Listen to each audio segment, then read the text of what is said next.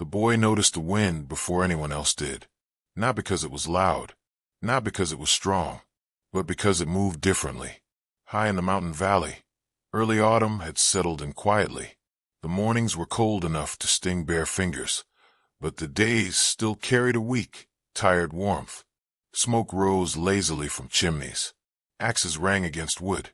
Men hurried to finish repairs before the snow decided the season was over. Everyone was rushing, everyone except the boy. He was 16, maybe 17 by winter, lean, quiet, and already living alone in a small cabin at the edge of the settlement. His cabin was finished. Solid, tight, built the way mountain cabins had been built for generations. No gaps, no wasted wood, no mistakes. He should have been splitting firewood like the others. Instead, he stood outside his cabin one morning, watching a strip of canvas tied loosely between two posts near the supply shed. The wind came down the ridge in uneven breaths. When it hit the canvas, it didn't tear it loose. It didn't snap the rope. The cloth bent. It gave. It moved with the wind instead of fighting it. The boy watched for a long time. Long enough that the man hauling timber stopped noticing him. Long enough that frost melted off the canvas and refroze again. Long enough for an idea to take shape without words. He had learned young that the mountains punished things that resisted too hard. Trees that stood rigid snapped. Trees that bent survived. That night, by firelight, he sketched. Not plans for a cabin. Not tools. Not furniture. He sketched a passage. A narrow one. Covered. Flexible. A cloth tunnel. By morning, he had measured the distance between the most important buildings in the settlement. The general store, the church, the meeting hall, the nearest cabins. The distances were short. Too short, people said, to worry about. But the boy knew better. He had learned that distance meant nothing once the wind decided otherwise. 3 winters earlier, a sudden storm had taken people within shouting range of their own doors. The settlement remembered the storm. They just didn't like thinking about it. The boy did. That was why, while everyone else prepared for winter in the usual way, he began building something no one else had ever seen. He sank posts into the frozen ground. Not tall ones. Not heavy ones. Just enough to hold a light wooden frame.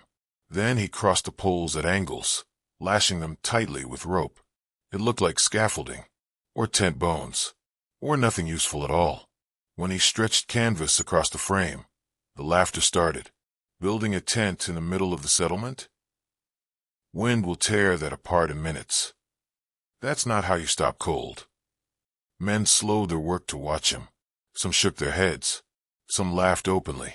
A few muttered that grief had finally unsettled him. The boy heard all of it. He didn't answer.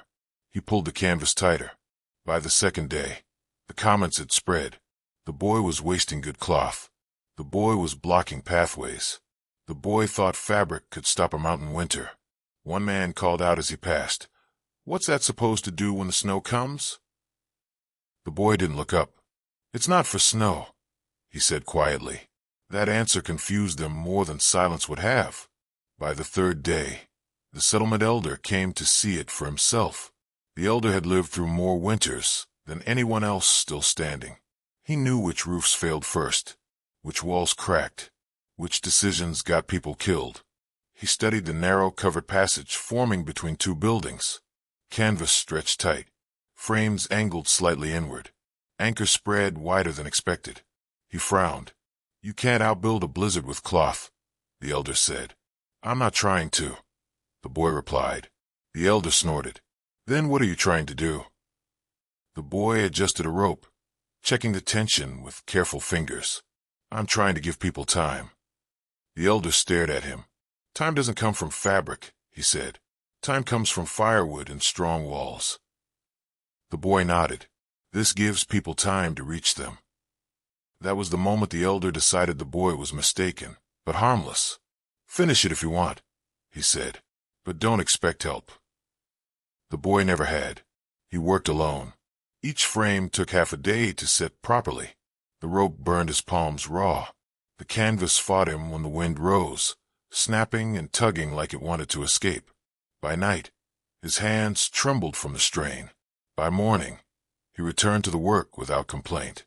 A few children began using the tunnel when the wind picked up, running through it instead of braving the open air. Their parents scolded them. Don't rely on foolish things. Don't play in that. Come inside properly.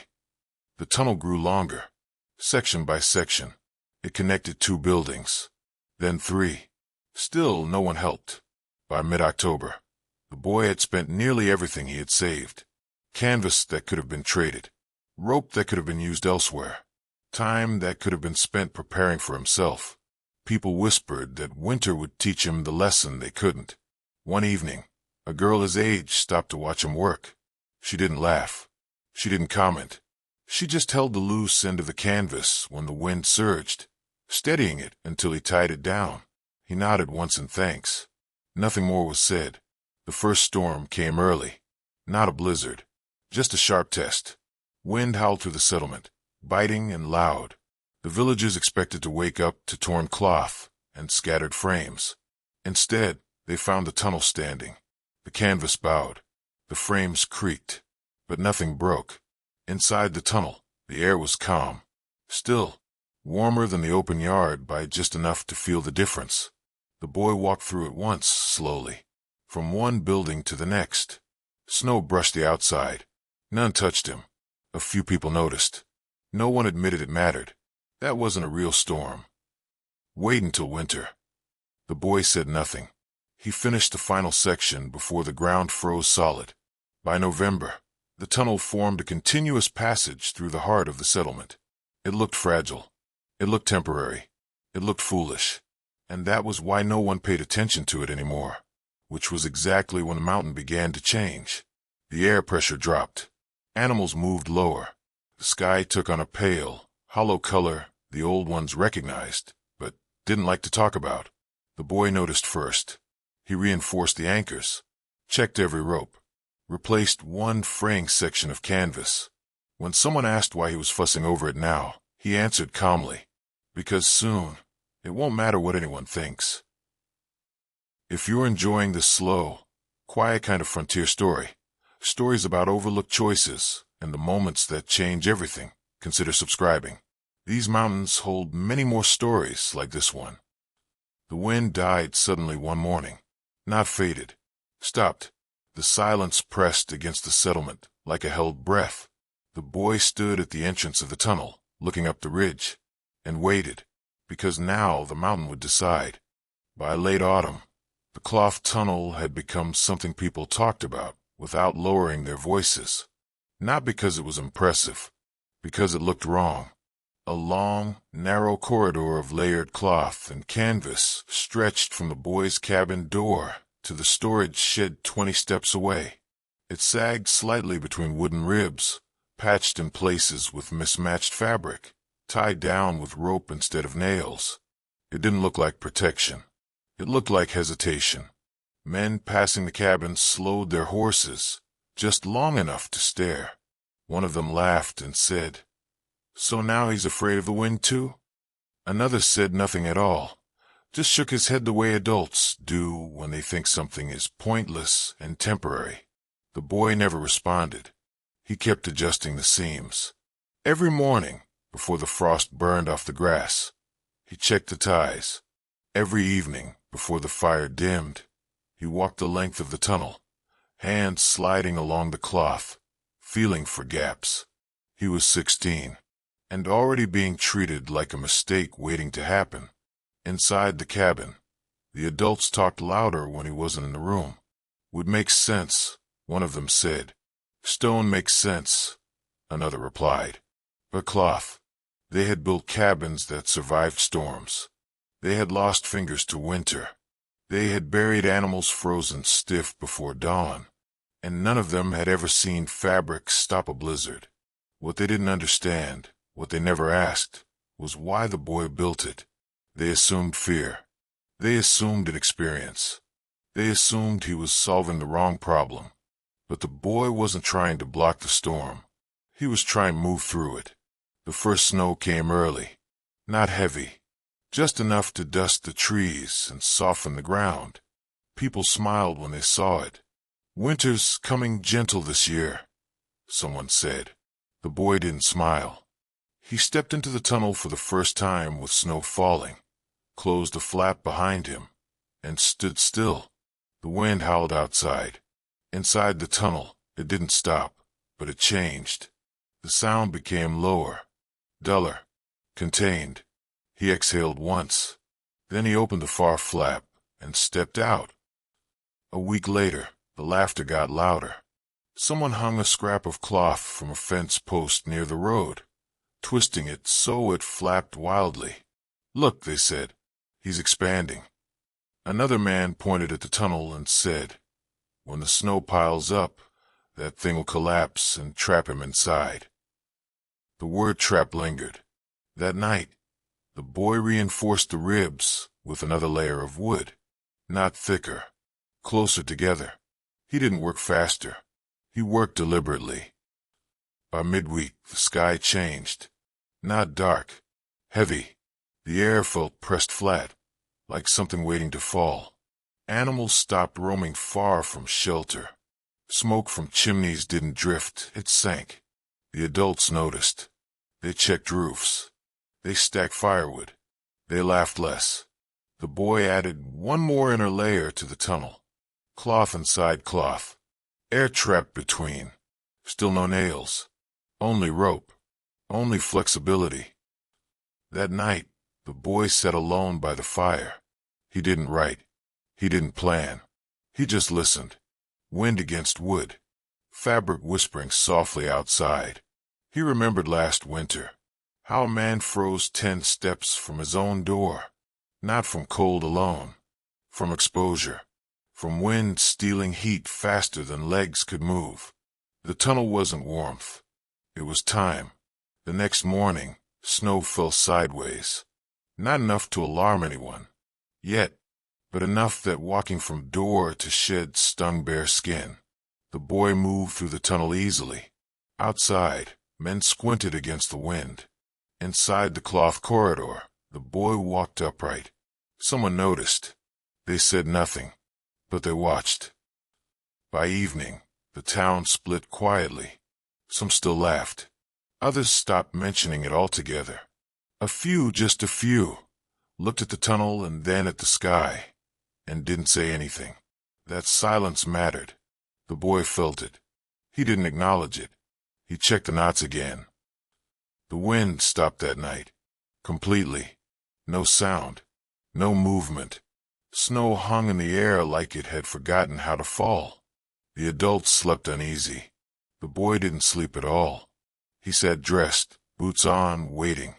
If you're enjoying stories about quiet choices that outlast ridicule, stories where patience matters more than strength, consider subscribing. These are the kinds of stories we tell here. Near dawn, the first real gust hit. The cabin creaked. Snow slammed against the walls hard enough to rattle tools. Outside, something banged loose and vanished into the dark. Inside the tunnel, the cloth bowed and held. The boy stood in the doorway, hand on the flap, listening. Not to the storm, to what would come after it arrived. The tunnel has not proven itself yet. The storm has not peaked. The adults are not convinced. Stakes are now physical, social, and time-based. The blizzard arrived without warning anyone still awake. One moment the wind was only loud. The next, it was violent. Snow slammed into the cabin walls hard enough to make the beams groan. The roof popped once, then settled, then popped again. Outside, the world vanished into white movement, as if the mountains themselves had been erased. The boy stepped into the cloth tunnel and pulled the flap shut behind him. Inside, the sound changed immediately. The roar became a pressure instead of a scream. The fabric flexed but didn't tear. The wooden ribs bent slightly, then held. Snow piled against the outside, but instead of crushing inward, it slid down the curved sides and fell away.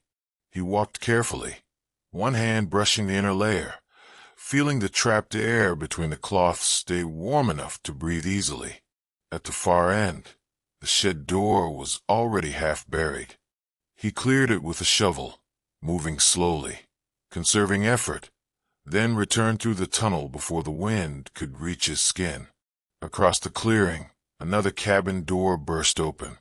A man stepped out and immediately staggered. Snow hit his face sideways. He raised an arm to shield his eyes and took one step forward, then another backward. The door slammed shut again. Inside that cabin, the fire would burn hot, but the woodpile was outside. The boy watched from behind the cloth. He didn't smile. He didn't move. The storm didn't weaken with daylight. It grew heavier, denser, louder. Snow filled every space the wind could find. Drifts climbed the walls and swallowed windows whole. Chimneys struggled to breathe. By midday, shouting carried through the storm. Someone was calling for help. The boy opened the tunnel flap, just long enough to listen. The sound came from a far side of the clearing. A woman had tried to reach the storage shed attached to her cabin by only a few open steps. She made it halfway before the wind knocked her sideways into a drift. She crawled the rest of the way back on her hands and knees. Her face was white when she shut the door. The boy tightened one knot near the entrance of the tunnel and waited. Hours passed. Inside the cabins, people began making decisions they hadn't planned for. They burned extra wood to stay warm, then realized too late that they'd used more than they could replace. They rationed food, then worried about how long the storm would last. No one knew. Snow buried the paths. Wind erased footprints instantly. By evening, a knock came at the boy's door. It wasn't loud. It wasn't confident. When he opened it, the wind nearly took the door from his hands. A man stood there, face wrapped in cloth, eyes red from cold. He didn't laugh. He nodded toward the tunnel. "Does it hold?" he asked. The boy stepped aside. The man hesitated only a second before ducking inside. His shoulders relaxed almost immediately.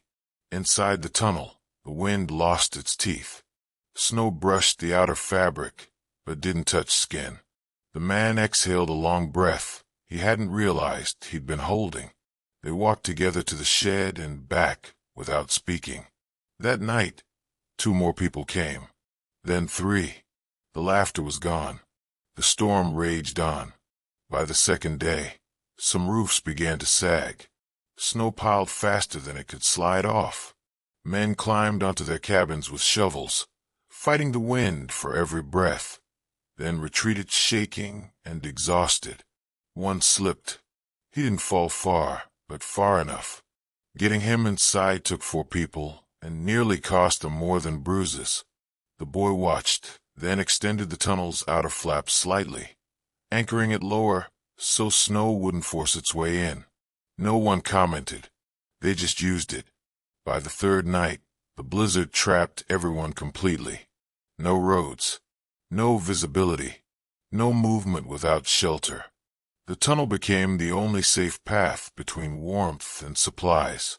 Men who had mocked it now waited their turn to step inside. The boy never corrected them. He never explained. He simply stood near the entrance, tightening ropes, brushing snow away, keeping the passage alive. At one point, a man said quietly, "We didn't think." The boy nodded once. That was enough. In the middle of the storm, with the wind screaming loud enough to drown thought itself, the cloth tunnel held steady, breathing softly like something alive. And if you're enjoying these forgotten survival tricks, the quiet choices people once relied on when nature didn't care who laughed first, make sure you subscribe. These are the kinds of lessons that disappear if no one remembers them. By morning, the storm finally weakened. Snow fell straight down again. When the wind died, the world reappeared slowly, buried but intact. People stepped outside carefully, blinking against the brightness. They looked at the tunnel differently now. Not as cloth, as time, as distance conquered safely, as the reason no one froze trying to be brave. The boy untied one knot and loosened the fabric so it could dry when the sun reached it. He didn't wait for thanks. He just worked. The sun returned slowly, as if unsure it was welcome. Light touched the tops of the pines first, then crept down their trunks, revealing the storm's work inch by inch. Snow lay heavy and clean, smoothing every hard edge the mountains had carved before.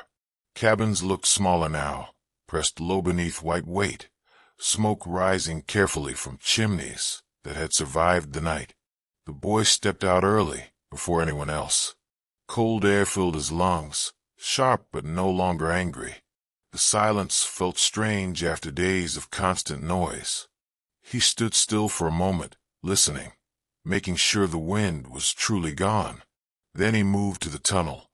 Snow had packed against its sides, but the curve had done what he'd hoped. Nothing had collapsed. The cloth was stiff with frost, but intact.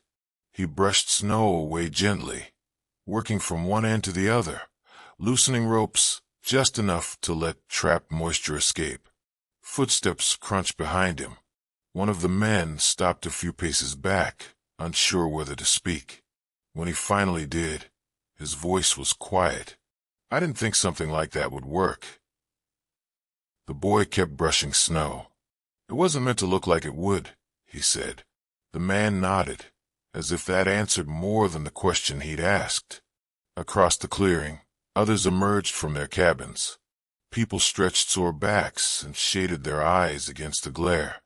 They looked at the tunnel, then at each other, then back again. No one laughed. Someone brought a shovel and began clearing the shed path properly, this time following the tunnel's line. Another person fetched extra rope, offering it without being asked. A woman laid her hand against the fabric, feeling the space between layers, then pulled her glove back on and said nothing.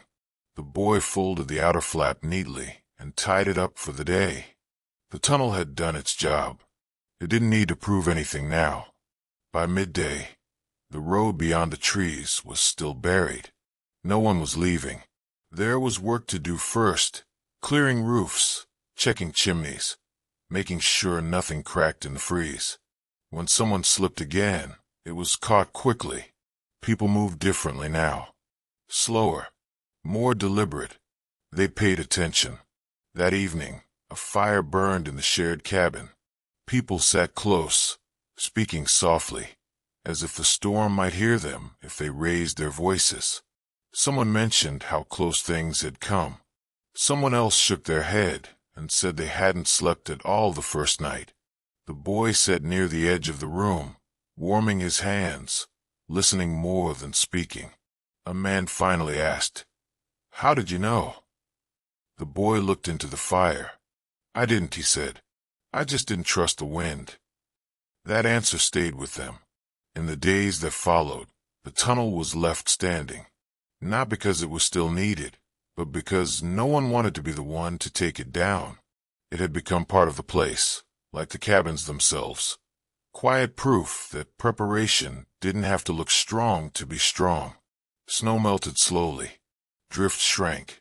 Paths reappeared. Life resumed, but not exactly as before. People watched the weather more closely now. They asked questions instead of assuming. They built things with curves instead of flat lines, layers instead of single walls. And when the boy worked, no one interrupted. One morning, he untied the last rope and folded the cloth carefully, shaking loose the final crystals of ice. He carried it back inside, storing it dry and clean, ready for the next time the mountains decided to test them. No one mocked the empty space where it had stood. If these stories of forgotten survival tricks speak to you, quiet ideas that once meant the difference between danger and safety, stay with us. There are many more lessons hidden in places people stopped looking. That night, the boy stepped outside again and looked up at the stars. The mountains stood the same as always, indifferent and patient. He pulled his coat tighter and went back inside. Winter wasn't finished yet.